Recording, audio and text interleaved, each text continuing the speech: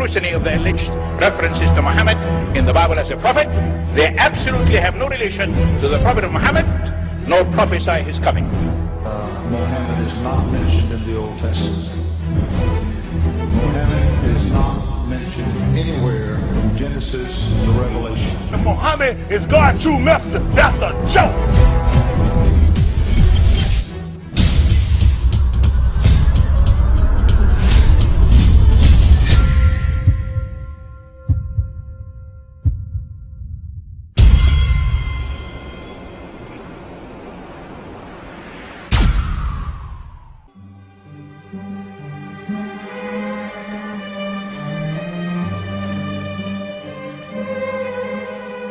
Lo, we inspire thee as we inspired Noah and the prophets after him, as we inspired Abraham and Ishmael and Isaac and Jacob and the tribes, and Jesus and Job and Jonah and Aaron and Solomon, and as we imparted unto David the Psalms.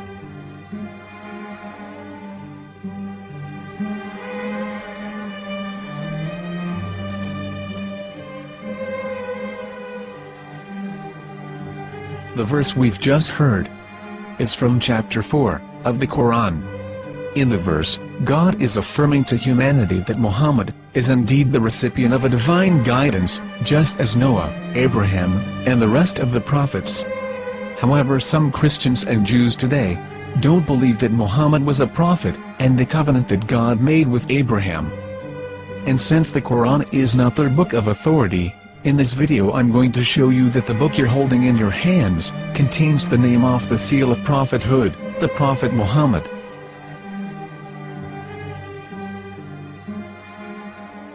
As known, the Old Testament was preserved in the Hebrew language. In the 5th chapter of the Shir HaShirim, which is one of the 5 Megillat or sacred scrolls that are part of the Hebrew Bible, or for short the Song of Solomon, as Christians know it today. That chapter is discussing someone. Jews will say it is discussing Solomon, while Christians will say it is discussing Jesus. Considering this is the Songs of Solomon, it would seem logical that it is discussing Solomon. The verses, describing this mystery man, have the narrator's speech conjugated in the feminine, meaning it is a woman who is describing this man. So it is possible that it is one of Solomon's wives discussing her husband Solomon. However, Christians assert that Jesus is being discussed, and that the chapter is describing a man who was not yet alive at that point. A prophecy.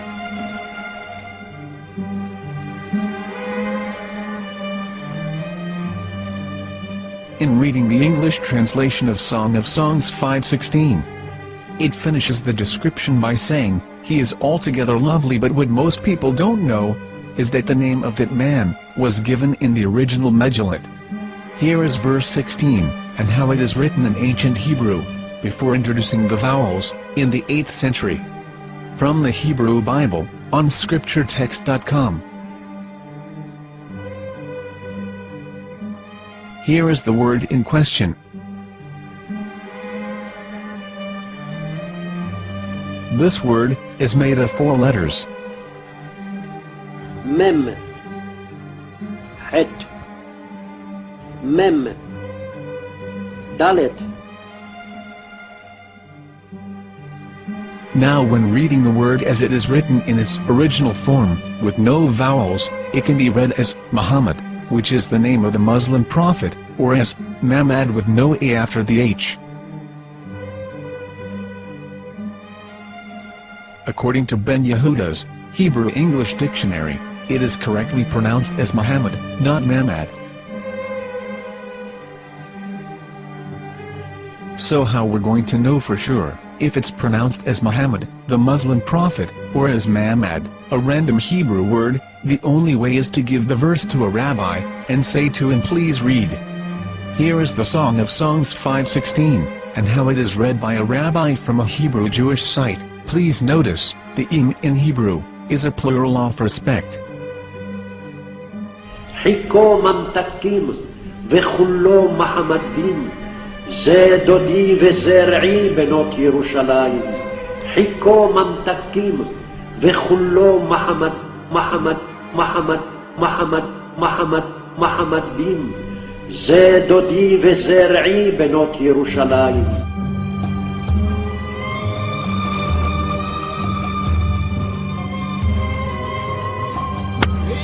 Coming out from the darkness, there are no other gods but God, and Mohammed is his messenger.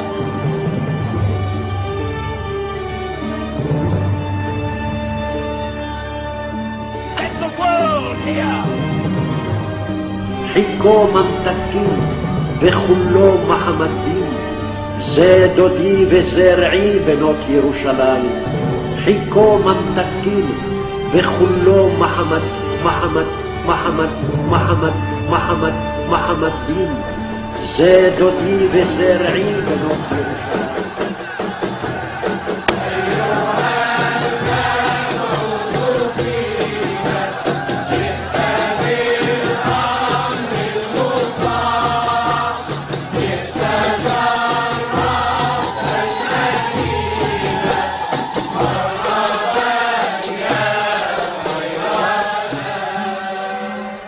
Here is the famous SDL translation tool, which includes a professional human translation, as well as an online translation. We're going to copy our Hebrew word of the Song of Songs, directly from the Jewish site. It's the same site, where you can hear the rabbi reading the verse in Hebrew. All links are in the description, so, we're going to copy the word and paste it, and ask, please translate. Are they going to translate the meaning of the name of that person? As the Bible translators did. Which is the praised and the lovely one, or are they going to keep the name as it is? Well, see it yourself. Here is the World Lingo translator. The result is the same. It's Muhammad. You have no right. You have no right to translate names of people. Anybody. Your name should be retained. Mr. Black is Mr. Black, though he's white. You have no right to translate names of people. But they have been doing that. Muhammad ibn, they translated as altogether lovely. But the word Muhammad is there in the Hebrew language. The word Muhammad is there in the Hebrew language.